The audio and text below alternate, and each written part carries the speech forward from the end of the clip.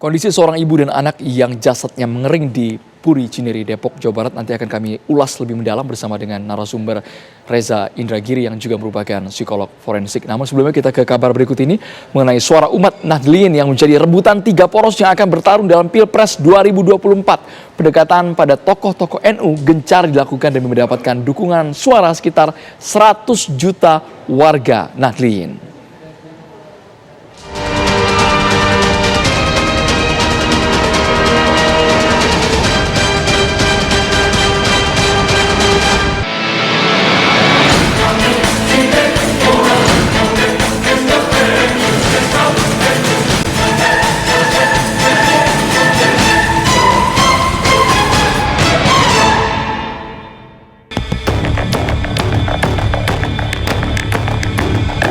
Suara umat Nahdliyin selalu menjadi magnet yang menyedot kekuatan politik dalam setiap kontestasi pemilu, khususnya Pilpres. Menjelang masa pendaftaran Capres-Cawapres, 3 poros politik yang ada saat ini pun berebut mendapatkan dukungan dari warga Nahdliyin. Dukungan ini nantinya diharapkan terkonversi dalam bentuk suara di TPS-TPS. Tak ada data yang pasti seberapa besar jumlah umat Nahdliyin di Indonesia. Ketua Umum PBNU Kiai Haji Yahya Khalil Stakuf menyatakan jumlah umat Nahdliyin adalah 59,2% dari penduduk muslim di Indonesia. Berdasarkan data Kemendagri, jumlah penduduk muslim Indonesia 241,70 juta orang. Artinya, umat Nahdliyin diperkirakan berjumlah sekitar 143 juta orang. Pakar politik Fahri Ali menilai wajar jika suara NU diperebutkan karena akan memberikan sumbangan elektoral yang besar dan menentukan.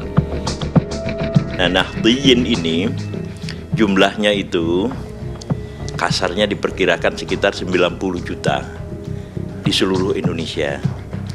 Tetapi memang mereka terkonsentrasi di Jawa, terutama Jawa Tengah dengan Jawa Timur. Dan kalau konsentrasi terbesar itu ada di Jawa Timur. Itulah sebabnya seluruh Capres seluruh baca pres itu ingin supaya calon wapres mereka itu berasal dari NU dan terutama Jawa Timur. Jumlah yang besar ini tentu saja sangat diperebutkan oleh setiap pasangan Capres-Cawapres. Koalisi Perubahan untuk Persatuan yang dimotori Partai Nasdem bergerak cepat dengan membajak Ketua Umum PKB Muhaimin Iskandar dari Koalisi Indonesia Maju.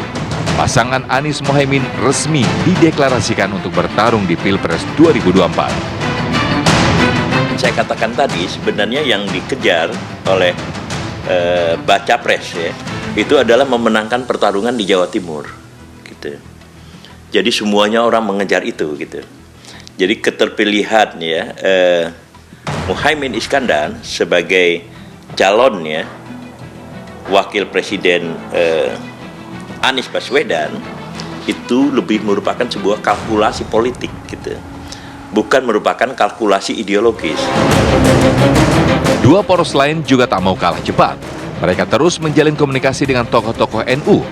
Ketua Umum Partai Gerindra yang juga baca pres dari Koalisi Indonesia Maju menggelar pertemuan dengan cicit pendiri NU yang juga putri Presiden keempat RI, Yeni Wahid. Usai pertemuan, Yeni Wahid menyiratkan dukungannya pada Prabowo. Sedangkan Ganjar Pranowo beberapa kali mendekati tokoh-tokoh NU, termasuk bersilaturahmi ke keluarga Gus Dur. Koalisi pengusung Ganjar dalam beberapa kali kesempatan juga mensyiratkan mencari tokoh NU sebagai pendamping Ganjar. Dalam rentang 3 bulan terakhir, 3 bakal calon presiden mempertontonkan upaya mereka meraih dukungan umat Nahdliyin. Mulai dari ziarah ke makam pendiri NU dan Gus Dur, menggayat tokoh yang dinilai menjadi representasi NU, silaturahmi dengan keluarga Gus Dur, hingga menggelar kegiatan keagamaan bersama kiai dan tokoh NU. Pendekatan kepada tokoh-tokoh NU dinilai sebagai cara paling ampuh untuk meraih dukungan. Dalam kalangan kaum sarungan, ada istilah sami'na wa ata'na, atau kami mendengarkan dan kami taati. Kekuatan NU itu ada pada hierarki. Saya menyebutnya hierarki spiritual gitu. Hierarki spiritual itu adalah orang-orang yang suci ya, dalam 2 tanda kutip ya. Jadi semakin suci ya seorang pemimpin, semakin suci dianggap seorang pemimpin, itu semakin patuh pengikutnya gitu. Nah, di dalam sejarah ya, mereka itu pada umumnya lebih tunduk kepada pemimpin mereka masing-masing, walaupun pemimpin itu bertingkat-tingkat gitu.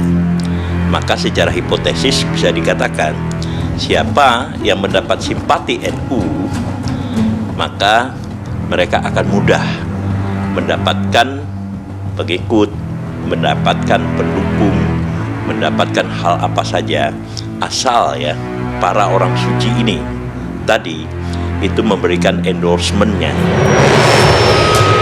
Pendekatan-pendekatan politik terhadap tokoh-tokoh NU ini dipastikan akan membuat kekuatan umat Nahdliyin akan terpecah. Namun Fahri menilai mereka sudah cukup dewasa untuk melihat perbedaan pilihan. Perpecahan yang berlangsung ya di kalangan mereka itu bukan ya melulu karena perpecahan politik gitu. Di dalam konteks politik, sejauh yang saya lihat ya mereka cukup dewasa di dalam pengertian bahwa mereka sampai kepada kesimpulan tidak mungkin menyeragamkan gitu pandangan-pandangan politik kaum Nahdliyin yang begitu besar. PBNU sendiri secara tegas menyatakan NU tidak berafiliasi atau memberikan dukungan politik pada kekuatan politik tertentu. PBNU juga melarang pengurusnya untuk menggunakan nama NU dalam mendukung Capres-Cawapres. Namun PBNU tidak melarang dukungan pribadi kepada calon tertentu.